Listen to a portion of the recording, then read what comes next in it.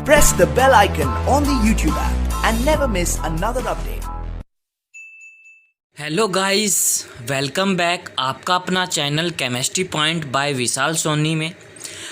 Let's say हम पिछले part 13 में बच्चों डिफेक्ट इन सॉलिड के बारे में एक्चुअली बहुत कुछ बताया था। मैंने उसके टाइप्स बताए थे, ठीक है। स्टोइकोमेट्रिक क्या होते हैं उसके टाइप्स बताए थे, ठीक है। इम्प्योरिटी डिफेक्ट क्या होता है उसके टाइप्स बताए थे। आज हमारा बच्चों टॉपिक है नॉन स्टोइकोमेट्रिक डिफेक्ट क्या होता है, ठीक है। लेट्स सी, इसे स्टार्ट करने से पहले आपको एक चीज़ याद दिला देता हूं मैं कि बच्चों चैनल को सब्सक्राइब करो और उसका बेल आइकन दबाना मत भूलो, ठीक है। अगर आप बेल आइकन दबाना नहीं दबाओगे तो बच्चों आपको नोटिफिकेशंस आपके स्क्रीन पर नहीं आएगा, ठीक है। आपको वीडियो का पता नहीं चलेगा। मैं हर डेली एक टॉपिक के साथ ज़रूर डालता हूँ, ज़रूर अपलोड करता हूँ टॉपिक को, ठीक है। तो लेट्स सी बच्चों, हमारा जो नॉन स्टोइकोमेट्रिक जो डिफेक्ट है ना, इसके अंदर बच्चों एक्चुअली है क्या आज बच्चों, इसके अंदर ना रेशो जो होता है उसमें कुछ गड़बड़ आ जाती है। मतलब हमें स्टोइकोमेट्रिक में क्या पढ़ा था कि जो सोडियम का और उसका क्लोरीन का जो रेशो था बच्चों 1/1, ठीक है, उसके रेशो में बच्चों कोई चेंज नहीं आता। अगर सोडियम बाहर जाएगा तो क्लोरीन भी बाहर जाएगा, ठीक है, बट उसके रेशो पर कोई चेंज नहीं आएगा। यहाँ पर क्या है कि इसके रेशो में चेंज आने वाला है, ठीक है, रेशो में चेंज आने वाला है, ठीक है। उसी को हम कहते हैं नॉन स्टोइकोमेट्रिक डिफेक्ट, ठीक है। इम्प्योरिटी डिफेक्ट में आपने क्या पढ़ा था कि एक सोडियम को बाहर गया, मतलब एक सोडियम बाहर गया तो उसकी जगह एक नया इम्प्योरिटी ऐड हो गया, ठीक है। अगर उसके अंदर नया इम्प्योरिटी ऐड हुआ, ठीक है, तो उसके अंदर क्या था, +2 चार्ज था, तो 2 सोडियम को बाहर भेजने पड़े, तब वो इक्वल रेडियस पर अपना ऑक्यूपाई बनाया, ठीक है, तब जाके वो इम्प्योरिटी डिफेक्ट बना। ओके, अब इसमें क्या है, इसमें बच्चों नॉन स्टोइको डिफेक्ट में बच्चों इसका जो रेडियस है, जो इसका रेशो बनेगा, एक्चुअली वो कुछ ना कुछ उसके अंदर प्रॉब्लम आने वाली है रेशो के अंदर, ठीक है। स्टोइकोमेट्रिक डिफेक्ट में बच्चों रेशो में कोई चेंज नहीं था, अब इसमें रेशो में चेंज आएगा, ठीक है। तो स्टोइकोमेट्रिक क्या था मैंने आपको बताया था, उसके टाइप्स बताए थे। इम्प्योरिटी डिफेक्ट क्या था वो भी मैंने आपको बताया था। तो बच्चों नॉन स्टोइकोमेट्रिक एक्चुअली 2 टाइप्स के होते हैं, ठीक है। स्टोइकोमेट्रिक डिफेक्ट बच्चों उसके अंदर रेशो में कोई चेंज आने वाला है, ठीक है। जो हमारा स्टोइकोमेट्रिक था, of the solid get is affected, okay. Non stoichio defect बच्चों 2 टाइप्स के होते हैं, मेटल एक्सिस डिफेक्ट और मेटल डेफिशिएंसी डिफेक्ट। एक्चुअली बच्चों यहाँ मेटल क्या करता है, मेटल एक्सिस का क्या काम है, यहाँ पर मैंने मेटल ही क्यों लिखा है, ठीक है। तो बच्चों मेटल हमेशा 1 इलेक्ट्रॉन लूज़ करके वो मेटल पॉजिटिव प्लस में 1 इलेक्ट्रॉन क्या बनाता है, कैटायन बनाता है, ठीक है। तो यहाँ बच्चों मेटल एक्सिस क्या हो गया कि कैटायन पॉजिटिव, ठीक है, एक्सिस हो गया, ओके। हम बिल्कुल बहुत आसानी से चीज़ पढ़ेंगे बच्चों, आपको टेंशन लेने की कोई ज़रूरत नहीं है, हम इसको 1 by 1 एक्सप्लेन करेंगे, ठीक है। मेटल क्या था, मेटल का काम क्या होता है, अपना एक इलेक्ट्रॉन लूज़ करना, तो क्या बना गया मेटल पॉजिटिव, मतलब कैटायन बना दिया, ठीक है। तो मेटल डेफिशिएंसी क्या होगी, ये भी होगी C पॉजिटिव डेफिशिएंसी। इसने अपनी डेफिशिएंसी को एक्सप्लेन किया है और इसने अपने एक्सिस को एक्सप्लेन किया है। दैट इज़ क्लियर पॉइंट बच्चों, इसमें कोई दिक्कत। तो बच्चों आगे हम इसको 1 by 1 एक्सप्लेन करेंगे कि मेटल एक्सिस डिफेक्ट क्या होता है और मेटल डेफिशिएंसी डिफेक्ट में एक्चुअली इन दोनों में है क्या चीज़। ये बच्चों एक चीज़ आप ध्यान रखना, अगर मेटल एक्सिस डिफेक्ट होगा और मेटल डेफिशिएंसी अगर दोनों होंगे तो बच्चों हमारी जो स्टोइकोमेट्रिक है वो बच्चों डिस्टर्ब हो जाएगी, ठीक है। ये आप ध्यान रखना, जो भी हमारी अगर मेटल एक्सिस होगा और मेटल डेफिशिएंसी होगी, दोनों होगी, तो हमारा स्टोइकोमेट्रिक क्या हो जाएगा, डिस्टर्ब हो जाएगा। Okay, that is clear. तो स्टार्ट करेंगे बच्चों। फर्स्ट, मेटल एक्सिस डिफेक्ट क्या होता है। जो हमारा मेटल एक्सिस डिफेक्ट है, एक्चुअली बच्चों ये कितने टाइप्स का हो सकता है, मेटल में इसका क्या रोल हो सकता है, आपको कुछ पता है? अगर मैं कह दूं कि कोई भी मेटल किसी एक्सिस में आकर बैठ जाए, कोई बाहर से आके बैठ जाए एक्स्ट्रा मेटल, एक तो वो केसेस हो जाए। एंड सेकंड जो केस है बच्चों, कोई मेटल एक आयन से भाग जाए, ठीक है, एक वो केसेस हो जाएगा। एक मेटल तो आके बैठ गया बाहर से और एक मेटल आयन से भाग गया, एक तो आ गया और एक भाग गया, मतलब दो केस हो गए, ठीक है। तो फर्स्ट केस हम क्या करेंगे बच्चों मेटल एक्सिस का फर्स्ट जो हम केस करेंगे, ड्यू टू अनायन डेफिशिएंसी क्या होता है, ठीक है। तो बच्चों मेरे पास कोई NaCl का कोई क्रिस्टल है, ठीक है, Na positive Cl negative, Na positive Cl negative, ठीक है, Cl negative Na positive Cl negative Na positive, Na positive Cl negative Na positive और Cl नेगेटिव का मेरे पास एक क्रिस्टल है, ठीक है। अगर मैं आपको कह दूं कि इसके ऊपर से Na पॉजिटिव का मैं वेपर प्रेशर डाल दूं तो कुछ होगा, ठीक है। इसके ऊपर से मैंने इसके ऊपर से Na पॉजिटिव का वेपर प्रेशर डाल दिया, क्या डाल दिया, वेपर प्रेशर इसके ऊपर से डाल दिया मैंने, ठीक है। यहाँ से कहाँ है हमारा Na, ठीक है। Na पॉजिटिव जो है बच्चों क्या होगा, ये इसके वेपर्स आ रहे हैं इसके ऊपर से, तो क्या करेगा, ये अपना एक इलेक्ट्रॉन लूज़ कर देगा। आपको पता है Na पॉजिटिव का क्या मतलब होता है, अपना एक इलेक्ट्रॉन को लूज़ करना, ठीक है। तो अपना इसने एक इलेक्ट्रॉन को लूज़ कर दिया, तो अब क्या होगा, तो Cl नेगेटिव पहले से ही ये एनायन की फॉर्म में है, तो बच्चों ये जो Cl नेगेटिव है ना, इस पे अपना एक इलेक्ट्रॉन इसने लूज़ कर दिया, तो क्या बनेगा, ये पूरा का पूरा Na पॉजिटिव इसने बाहर ले आया। ये कौन ले आया, Na पॉजिटिव इसको खींच कर बाहर ले आया। अब यहाँ बच्चों खाली स्पेस बन गया, खाली स्पेस बन गया ना। अब इस इलेक्ट्रॉन का क्या काम रहेगा, इस इलेक्ट्रॉन का क्या काम रहेगा, ठीक है, ये इलेक्ट्रॉन बच्चों इस खाली स्पेस में अपना स्थान घेर लेगा। आइए आपको कुछ समझ में, अपना स्थान घेर लेगा। मैंने क्या बताया, एक मेरे पास NaCl का क्रिस्टल है और उसके ऊपर से मैंने Na पॉजिटिव के वेपर्स को डाला है, ठीक है। तो Na पॉजिटिव अगर इसके अंदर एक इलेक्ट्रॉन लूज़ करेगा, Na पॉजिटिव का तो अपना एक फंडा ही होता है अपना एक इलेक्ट्रॉन को लूज़ करना। अगर एक इलेक्ट्रॉन लूज़ कर रहा है तो ये पहले से ही अनायन के फॉर्म में है Cl नेगेटिव। अगर ये पहले की फॉर्म में अनायन Cl है तो क्या करेगा, Na पॉजिटिव बच्चों खींच कर अपने पास ले आएगा पूरे के पूरे, ठीक है। तो Na पॉजिटिव और Cl नेगेटिव तो बनकर हमारा क्या बना है, एक सॉल्ट बना है, ठीक है, सॉल्ट बना लिया। अब ये जो खाली स्थान है, तो जो हमारा लूज़ किया हुआ इलेक्ट्रॉन है वो यहाँ आकर बैठ जाएगा, ठीक है।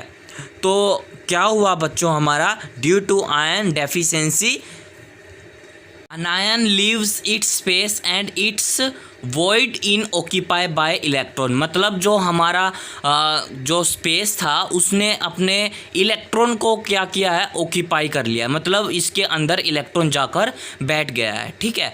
अब एक बात बताओ, इनिशियली मेरे पास यहाँ सोडियम कितने रिप्रेजेंट हैं, 1 2 3 4 5 6 हैं, तो Na हमारे कितने रिप्रेजेंट हैं, 6 है, ठीक है। और क्लोरीन कितने हैं, 1 2 3 4 5 और 6 थे, ठीक है। क्लोरीन भी हमारा कितना था, 6 था, तो इसका रेशो बच्चों 1:1 आ गया बच्चों।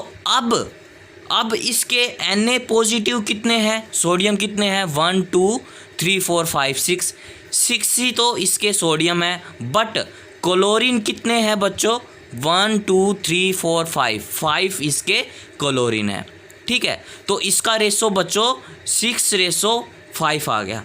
अब ये क्या हो गया बच्चों, इन्होंने क्या कर लिया, मेटल एक्सिस हो गया, ये इसी को कहते हैं हम मेटल एक्सिस, ठीक है, मेटल एक्सिस डिफेक्ट हो गया है ये।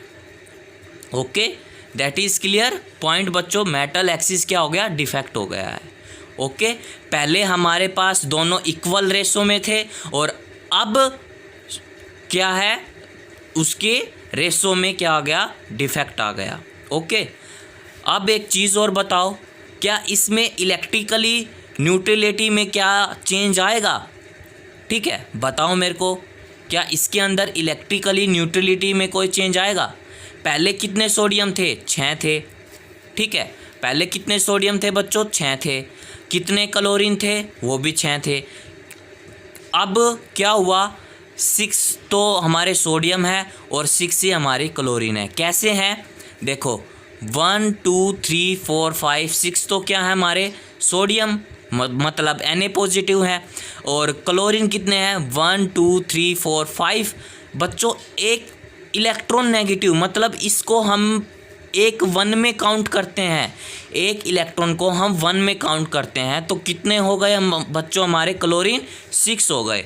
तो बच्चों इसकी जो इलेक्ट्रिकली न्यूट्रलिटी थी ना, वो हमेशा मेंटेन ही रहेगी, इसके अंदर कोई चेंज नहीं आएगा। ठीक है, दैट इज़ क्लियर। सोडियम भी 6 है और क्लोरीन भी हमारे 6 हैं, तो इसकी इलेक्ट्रिकली न्यूट्रलिटी में बच्चों कोई भी चेंज नहीं आया है, ये पहले भी मेंटेन थी और उसके डिफेक्ट होने के बाद भी मेंटेन है। और डिफेक्ट कहाँ आया है, इसके रेशो में बच्चों डिफेक्ट आया है। ठीक है, इट इज़ क्लियर, इसमें कोई दिक्कत बच्चों, इसको हम बोलते हैं metal excess defect. Okay, clear हुआ बच्चों। अब हम बच्चों इसके अंदर कुछ पॉइंट को नोट करेंगे कि ठीक है, जो कि हमारा मेटल एक्सिस डिफेक्ट पर एनायन डेफिशिएंसी हो रहा है, उसके कुछ हम पॉइंट करेंगे। ठीक है, तो एक फिर से मैं डायग्राम बना लेता हूँ, आपको ऊपर समझ नहीं आएगा। ठीक है, तो बच्चों मेरे पास Na पॉजिटिव और Cl नेगेटिव का क्या है, एक क्रिस्टल है। ठीक है, यहाँ मैं बना देता हूँ ताकि आपको अच्छे से समझ में आ जाएगा। ठीक है, आगे मैं जो पॉइंट बताने जा रहा हूँ वो थोड़े इम्पोर्टेंट पॉइंट है। ठीक है, आप अपनी नोटबुक के अंदर लिखते जाओ साथ के साथ। ठीक है, अब मेरे पास एक चीज़ बताओ। ठीक है, ये मेरे पास एक क्रिस्टल था। ठीक है, यहाँ पर क्या था बच्चों, हमारा एक खालिस्तान था, मतलब हमारे पास एक वॉइड था, जो इसके अंदर क्या बैठा था, इलेक्ट्रॉन बैठा हुआ था। ओके, इलेक्ट्रॉन बैठा हुआ था बच्चों, एक इलेक्ट्रॉन बैठा हुआ था। ठीक है, अब मैं क्या बता रहा हूँ, आप ध्यान से सुनना। अगर बच्चों ये इलेक्ट्रॉन बैठा है, मतलब फ्री इलेक्ट्रॉन बैठा है, मतलब यहाँ पर अगर इलेक्ट्रॉन आया है तो कैसे आया है, एक फ्री इलेक्ट्रॉन की तरह आया है। तो नहीं आया समझ में, फिर से बता देता हूँ मैं। यहाँ एक हमारा वॉइड बन गया है, जो हमारा ये इलेक्ट्रॉन है, ये फ्री इलेक्ट्रॉन के स्पेस में बैठा हुआ है। ठीक है, अगर ये फ्री इलेक्ट्रॉन की स्पेस में बैठा है तो इसकी बच्चों इलेक्ट्रिकली कंडक्टर बच्चों क्या होगा, इंक्रीज होगा। तो फर्स्ट पॉइंट हमारा क्या बना है, यहाँ मैं लिख देता हूँ बच्चों कि due to free electron electrical conductor जो है बच्चों वो इंक्रीज हो जाएगा। ठीक है, किसके कारण, क्योंकि यहाँ फ्री इलेक्ट्रॉन के कारण बैठा हुआ है। ठीक है, it is clear point. Okay, एक पॉइंट हमें क्लियर होगा। सेकंड पॉइंट क्या है बच्चों, देखो यहाँ फ्री एक अनपेड इलेक्ट्रॉन है। इलेक्ट्रॉन फ्री का मतलब एक अनपेड इलेक्ट्रॉन है। अगर ये अनपेड इलेक्ट्रॉन बैठा हुआ है तो बच्चों क्या होगा, इट इज़ बिटवीन पैरामैग्नेटिक। ठीक है, तो ये कैसा इलेक्ट्रॉन है बच्चों, इसके अंदर एक इलेक्ट्रॉन अनपेड है, तो क्या होगा बच्चों, इट बिटवीन अनपेड इलेक्ट्रॉन के मतलब पैरामैग्नेटिक। ठीक है, आपको सभी को पता होगा पैरामैग्नेटिक क्या होता है, मैं फिर से नहीं बताऊंगा। ठीक है, अनपेड इलेक्ट्रॉन की वजह से हमारा एक पॉइंट क्या बना, इट इज़ बिटवीन पैरामैग्नेटिक। ठीक है, अगर ये पैरामैग्नेटिक है तो किस चीज़ को शो करेगा, मैग्नेटिक प्रॉपर्टी को शो करेगा। तो नेक्स्ट पॉइंट बच्चों हमारा क्या है कि इट शोन मैग्नेटिक प्रॉपर्टी की प्रॉपर्टी को बच्चों क्या करेगा, शो करेगा। ठीक है, किसकी वजह से? पैरामैग्नेटिक की वजह से। ठीक है, 3 पॉइंट बच्चों क्लियर हो गए। अब मेरे को बताओ, जब ये इलेक्ट्रॉन इसके पास आया है वॉइड के अंदर, ठीक है, तो इसका जो NaCl का जो कलर होता है बच्चों, वो कैसा कलर होता है? NaCl का तो बच्चों वाइट कलर का होता है। ठीक है, एक इलेक्ट्रॉन आने की वजह से जो हमारा NaCl का कलर कैसा हो जाएगा बच्चों? येलो कलर का हो जाएगा। ठीक है, पहले कैसे कलर का था? वाइट कलर का। अब कैसे कलर का हो जाएगा? येलो कलर का हो जाएगा। ठीक है, क्यों होगा येलो कलर का, वो मैं अब बताऊंगा आपको। इसका NaCl का जो कलर येलो में चेंज हुआ है, वाइट की जगह येलो आया है, वो कैसे आया बच्चों? जो हमारा एक इलेक्ट्रॉन फ्री स्पेस में बैठा था, इस फ्री स्पेस को बच्चों हम बोलते हैं एप सेंटर। ठीक है, ये कौन सा सेंटर हो गया बच्चों? App centre. एप सेंटर को बच्चों एक और वर्ड बोलते हैं फेबर सेंटर। ठीक है, ये किस चीज़ का काम करते हैं बच्चों? ये काम करते हैं जब भी कोई इलेक्ट्रॉन एक फ्री स्पेस में बैठा है, ठीक है, तो वो एक एप सेंटर बन जाता है, और एक वो फेबर सेंटर है, वो क्या करता है, मतलब कलर को चेंज करता रहता है। ठीक है, क्या करता रहता है? चेंज को कलर करता है। जब इसके Na और Cl के जो क्रिस्टल होंगे, ठीक है, वो आउटर मोस्ट सेल में अगर हवा में उड़ेंगे तो एक अपने NaCl जो होगा ना, वो अपनी एनर्जी को रिलीज़ करेगा, और जो ये इलेक्ट्रॉन है वो उस एनर्जी को क्या करेगा? अब्जॉर्ब करके वो येलो कलर में चेंज कर देगा। ठीक है, तो आपको समझ में आया बच्चों? तो इसको हम क्या लिखेंगे कि जो हमारा एप सेंटर होता है वो क्या करता है? कलर को चेंज कर देता है। ठीक है, ओके। ठीक है, जब हमारा एनायंस के डेफिशिएंसी होगी तो बच्चों हमारे क्रिस्टल विल बिटवीन कलर्ड। ठीक है, क्रिस्टल के जो कलर होंगे वो चेंज होते रहेंगे। किसकी वजह से? एप सेंटर की वजह से। ठीक है, ये बच्चों हमारा जो NaCl का कलर कैसा हो गया? येलो हो गया। और एक एग्जांपल और है बच्चों हमारे पास, LiCl का कलर कैसा हो जाएगा? पिंक कलर का हो जाएगा। और हमारा KCl का कलर कैसा हो जाएगा? वॉयलेट कलर का कलर हो जाएगा। ठीक है, तो आपको बच्चों ये कलर को याद करने पड़ेंगे। हमारे NaCl का कलर येलो हो जाएगा, LiCl का कलर पिंक हो जाएगा, और KCl का कलर वॉयलेट कलर का हो जाएगा। अभी तक इसमें कोई दिक्कत बच्चों आपको? मैंने आपको बहुत प्यार से समझाया है।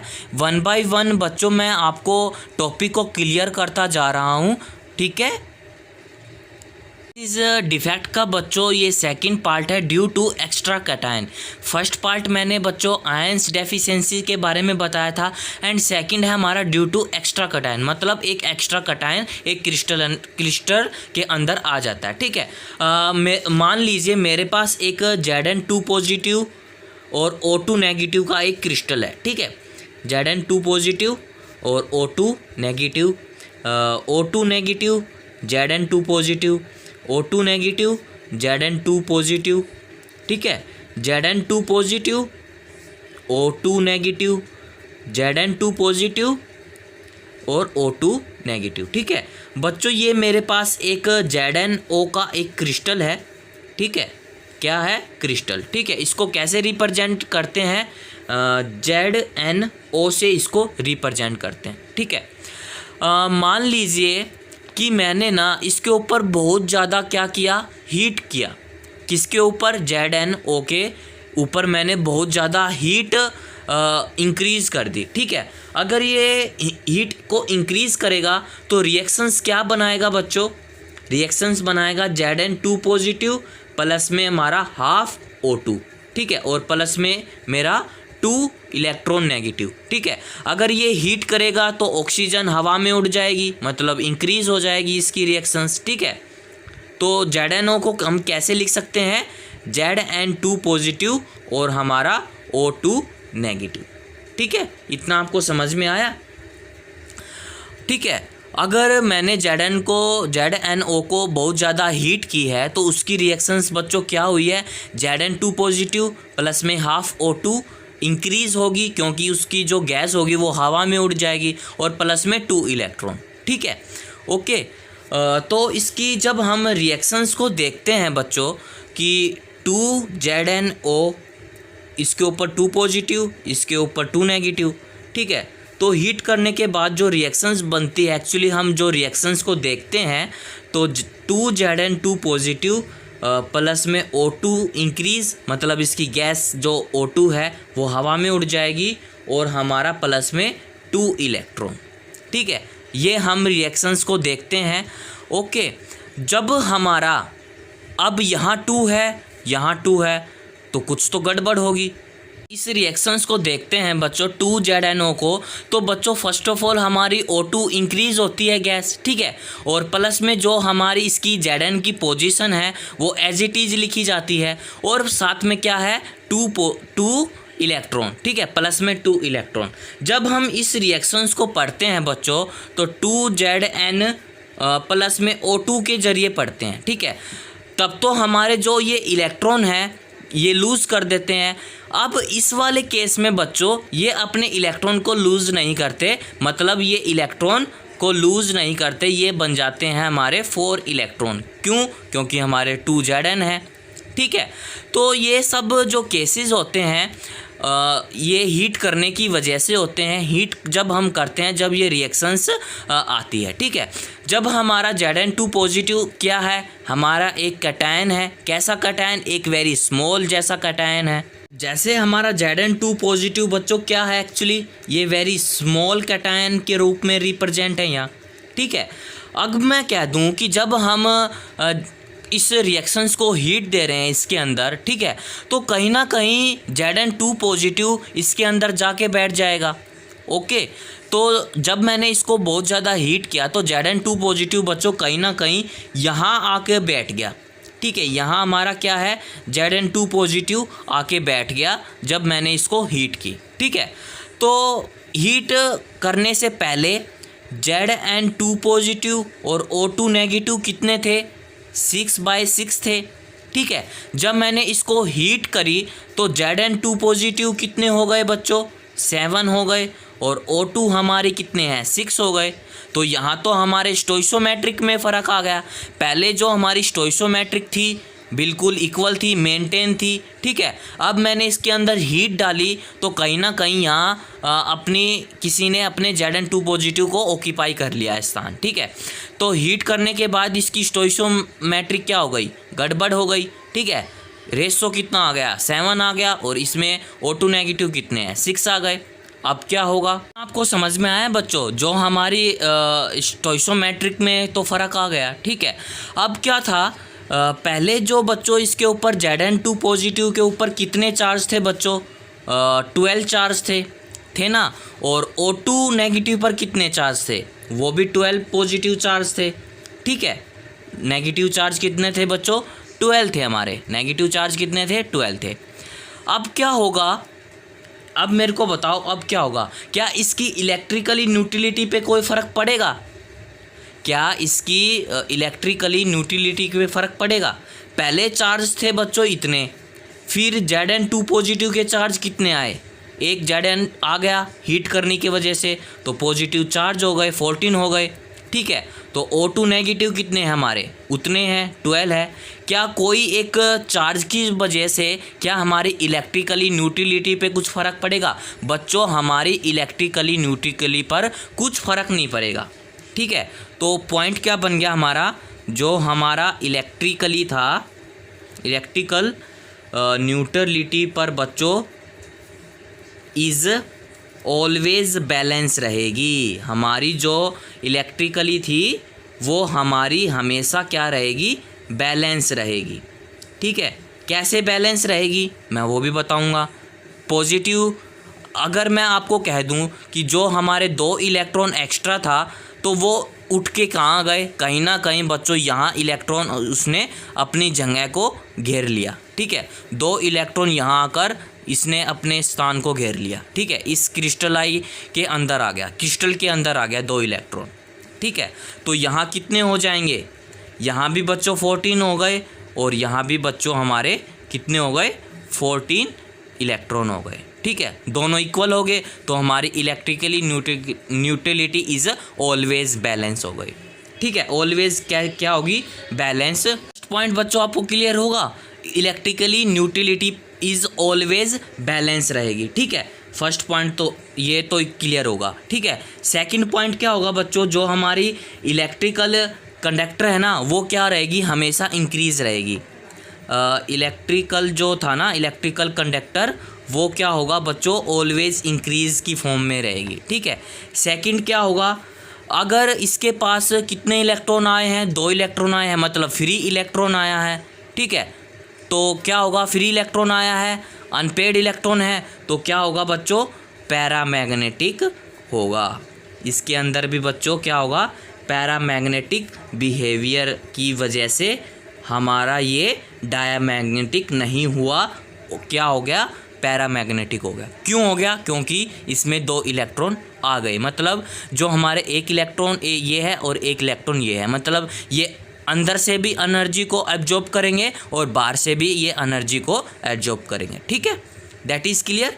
सेकंड फोर्थ पॉइंट क्या होगा बच्चों, जो हमारे क्रिस्टल होंगे ना, क्रिस्टल बिकम क्या होंगे, कलर्ड होंगे।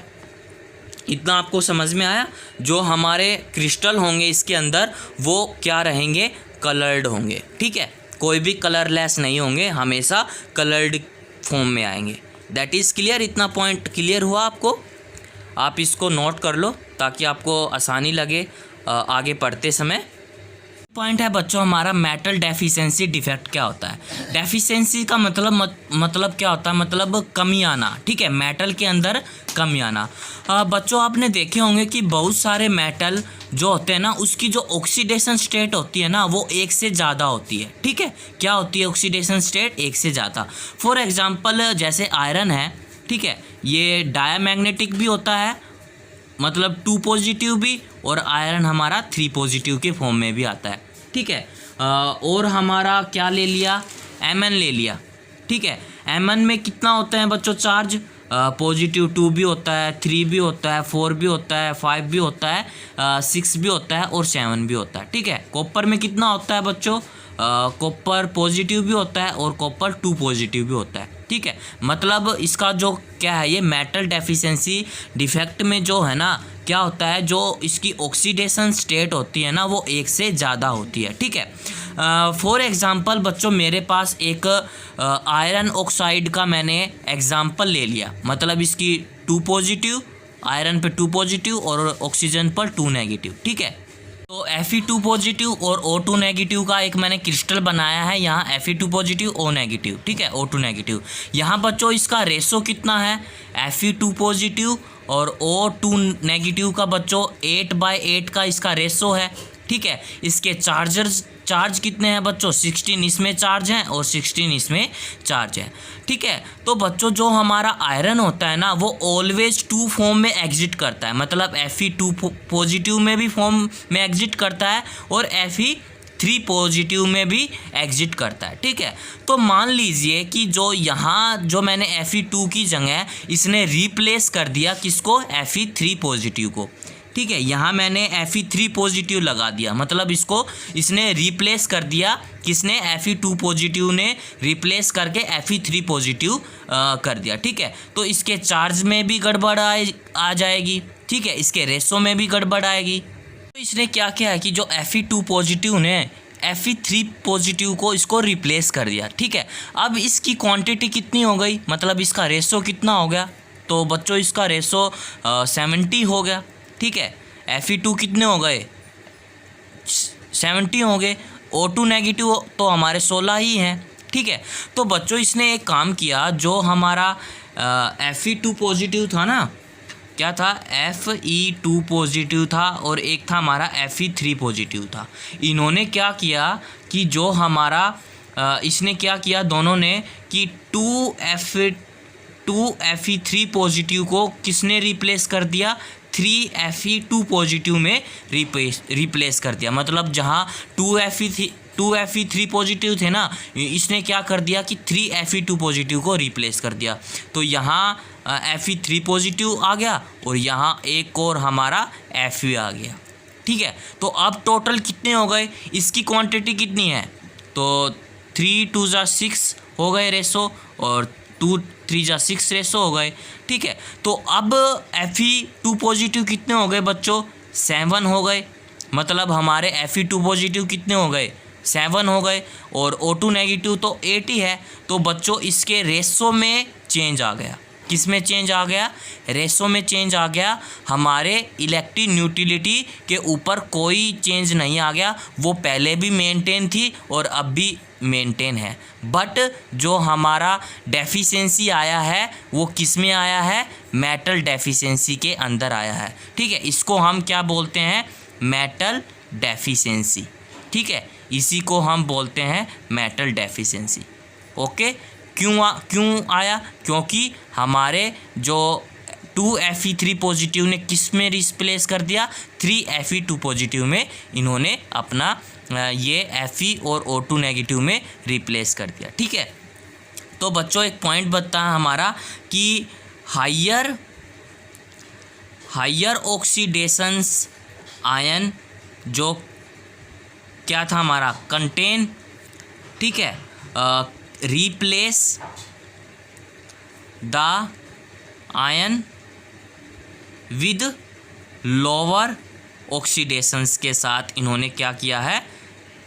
रिप्लेस कर दिया। ठीक है, higher oxidations ion contain replace the ions with lower oxidations के साथ इन्होंने रिप्लेस किया है। That is clear. इसी को कहते हैं हम मेटल डेफिशिएंसी डिफेक्ट। ओके, समझ में आया? यहाँ हमारा बच्चों यहाँ तक कंप्लीट हो गई है। अब 2 चीज़ रहती है बच्चों, एक तो हमारी मैग्नेटिक प्रॉपर्टी। ठीक है, 2 टॉपिक रहते हैं गिनती के, 2 वीडियोस और बनेंगे। बस आज के लिए इतना काफ़ी है। ठीक है, इतना समझ में आया होगा तो वीडियो को लाइक करना, शेयर करना, सब्सक्राइब करना ना भूलें। ठीक है, ये तो हमारा मेटल डेफिशिएंसी एक समझने वाली चीज़ थी बच्चों। इसके बेस पे कुछ न्यूमेरिकल आते हैं। NCERT की बुक में बच्चों बहुत सारे एग्जाम्पल दे रखे हैं, आप प्रैक्टिस करो। अगर नहीं आए तो मेरे से पूछ लेना। ठीक है, ओके, थैंक यू बच्चों।